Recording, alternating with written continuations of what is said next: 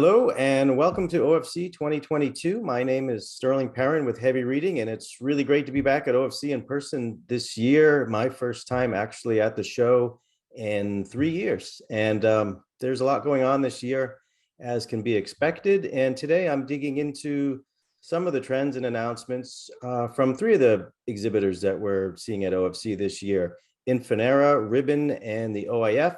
Learning a little bit more about what they're up to and also how that fits into the big picture trends that we're seeing in optics. And I'm going to start first with Rob Shore with Infinera. Hey, Rob. Hey, Sterling. Nice to see you. Great to talk to you again. Big year at OFC, big year for Infinera. Tell me about some of the key trends in optical networks that Infinera is tracking right now. Yeah, I think there's kind of two really key major trends with a couple of sub-trends. The first is the evolution of coherent optical engines. We're seeing both evolutions on the high-end coherent side, really driven for these long-haul and subsea networks. But what we're also noticing is coherent is pushing really more towards the edge into new applications and really kind of new environments that they need to operate in. So you're seeing a lot of innovation on both sides of the aisle there, so to speak, improving high-end and optimized coherent engines for these newer, broader set of applications. And so you talk to a lot of operators. What would you say are the biggest challenges that operators are coming to you about, in early 2022 here? Yeah, it's a great question. Obviously, there's always the need for more bandwidth. So how do we develop solutions that enable them to carry more capacity, offer more services over greater distances with less equipment and lower cost? That's obviously a big one. The same thing is, how do we optimize coherent optical engines to operate better at the edge of the network? And this includes both smaller form factors, lower heat, lower power, also to be able to handle different types of traffic patterns, right? When you get to the edge of the network, it becomes much more hub and spoke than the point-to-point in the core, so different types of solutions to help them there. One other really big challenge that they're having is this idea of open optical networking. It's been popular for a while, but never more popular than it is today. Part of it was driven historically by operators wanting the best technology and not being locked into a single vendor. Today, with the current supply chain challenges, it's also, I need to be able to do business with vendors that can ship me equipment, right? Who has equipment availability? So this drive for how do I make open easier? How do I enable myself to use more technologies from more vendors more easily in the network? And that's one of the big challenges that they're looking to overcome. Yeah, interesting. So coherent from the edge all the way right through into the middle of the ocean. It's quite a span. Yeah, and also we're seeing coherent being pushed into new types of devices. Optical transport platforms are obviously well suited to handle all the nuances of network-based coherent solutions. But when you push them into routers and switches and mobile radios, those devices aren't as well designed to manage coherent optics. So how can we help to enable coherent in those devices with the seamless management that they're used to? Great. And last question for you. Zoom is wonderful, but OFC is a real show with stuff you can knock on. What people going to your booth? What can they see? Demos? What's going on? Yeah. First of all, I cannot express how excited I am to be back in person and to meet face to face and show people things live and in person. All of those key areas we're looking to highlight some of our advancements. As people will have heard, we've announced the turbo version of i6, which pushes i6 to even greater heights. Already one of the industry's leading optical engine. This increases performance, particularly for the high-end speeds, by another 30%. Again, providing network operators the ability to transport more information over longer distances with less equipment, is certainly in the core. We'll also have a series of progress on our pluggables program. We announced that last year, and you'll see some of the live modules in our booth this year, and really optimized for exactly what we just said. I think pluggables are going into two different classifications, these kind of direct fiber applications, a fiber between 2 points, and there'll be a whole nother class of pluggables for networking applications where you're going through cascaded ROADMs and filters and mesh networks. And that's really where we're focused. So we're going to really highlight the networking capabilities of our pluggables and some of the key characteristics to be successful in that environment, as well as, of course, the multi-point functions to handle this hub and spoke traffic patterns at the edge. And at the same time, a new suite of software we're calling the Open Optical Toolkit to help network operators seamlessly manage coherent optics over any line system from any vendor, and coherent optics in any device anywhere in the network and maintain that kind of seamless end-to-end control over their network that they're used to from traditional optical networks. So really those three things: embedded, pluggable, and open automation. All right, excellent. Great talking to you and look forward to stopping by. Thanks. Yeah, looking forward to seeing you too, Sterling. Thank you. Hi, Karl. Good to see you again. Oh, thanks. It's good to see you too, Sterling. Yeah, welcome back. OIF has a lot going on at OFC. Tell me a little bit about the booth and the set of demos you have going on at this year. Oh my. This is going to be the OIF's largest demo ever. We have all 5 technologies, and once we started putting things together, we had to call up OFC and said, hey, we're going to need a bigger booth.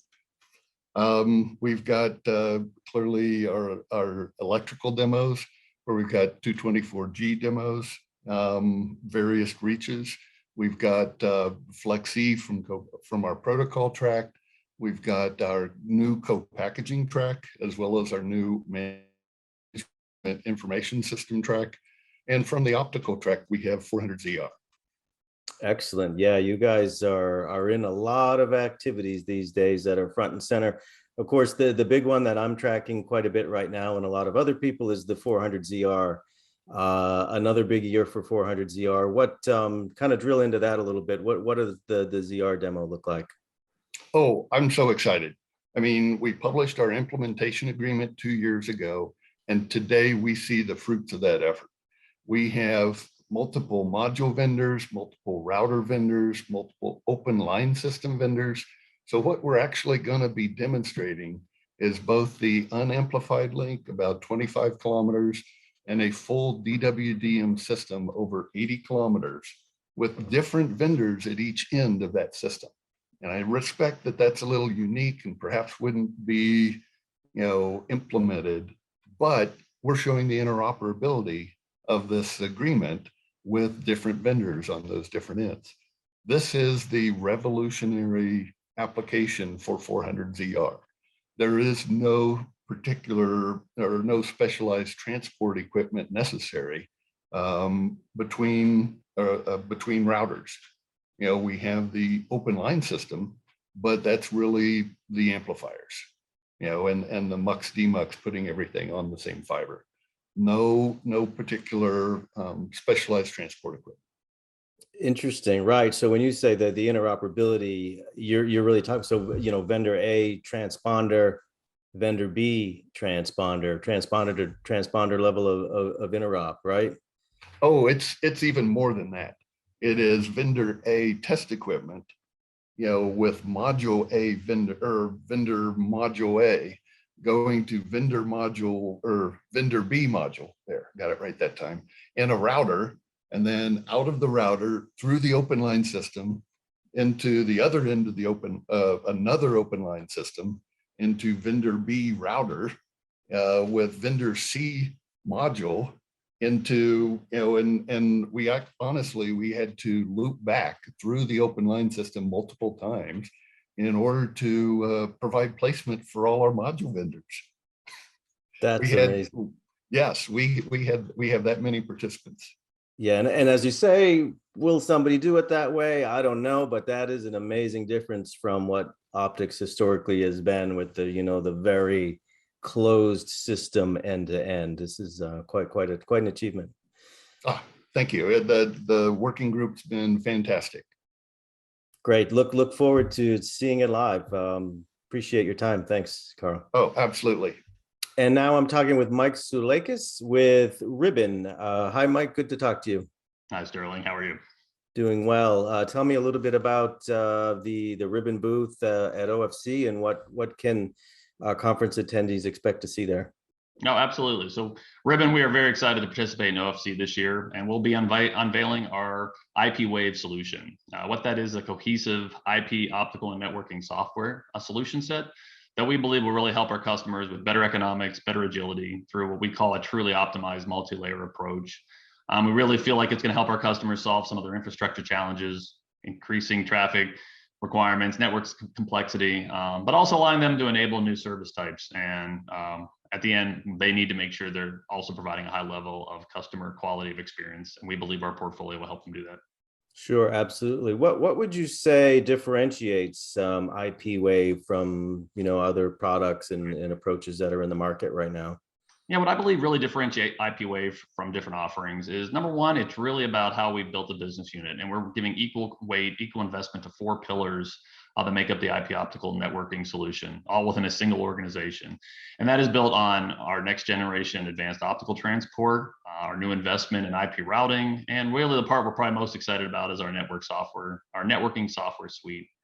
You take that all together, the fourth is really about consultancy. We really want to provide that DevOps, that professional services relationship, so that you bring them all together in one business unit. We can really look holistically at our customers' challenges. We want to be a trusted consultant. I think that's one of the key pieces of it. We really want to sit down, make sure that we're looking at taking our portfolio and delivering the right fit solution tailored to their specific environment, as well as their specific business models. Right. So you're saying the differentiation then is in that combination of all those pieces together in one group, one place to go. What a little bit more maybe in terms of what IP Wave actually includes? So I think if you look at it as a high level, there's optimized hardware, networking software, and a key piece of it is our open architecture. And we'll talk a little bit about what that means. And then that other pillar is really about our consulting capabilities and bringing it together. If you dig into the hardware platforms initially, we have our platforms called, our Neptune platform is our IP routing portfolio. So we're launching a brand new 2000 series this year, and it'll be around multi-access edge, multi-service, aggregation, and our metro network capabilities. Apollo is our optical portfolio, and that will be allowing us to really provide optimize what we call edge and access metro DWM ROADM solutions. We really have a lot of success today in 400 gig, and we'll be moving into 1.2 terabit this year. And then finally, it's this combination and really looking at what we call a transport aware service layer and looking at either IP over DWM, IP over OTN. And that open architecture is key. I know that word is used a lot, but it's really about how can we make it easy for our customers to adopt any one of these components. We know there's a mixed market today. It's really about looking at best in breed. And so for us, being open in all 4 of these components is very critical. I think the piece that we're excited about is the automation component. As we're seeing more disaggregate networks, we really believe that we can bring a really nice framework to that conversation. And it doesn't mean a big bang approach. We're looking to solve problems with our customers and lifecycle management and allow them to really embrace automation in the way that makes the most sense for them. So the end result is we feel like we can customize our solution in collaboration with our customers. And using the software components, having a DNA and an understanding of all these layers together, we can really help use IP Wave as a solution for them to really take advantage of in their existing operational framework. All right, excellent. A lot of key trends being hit there. So good stuff, and look forward to seeing it myself. Good talking with you, Mike.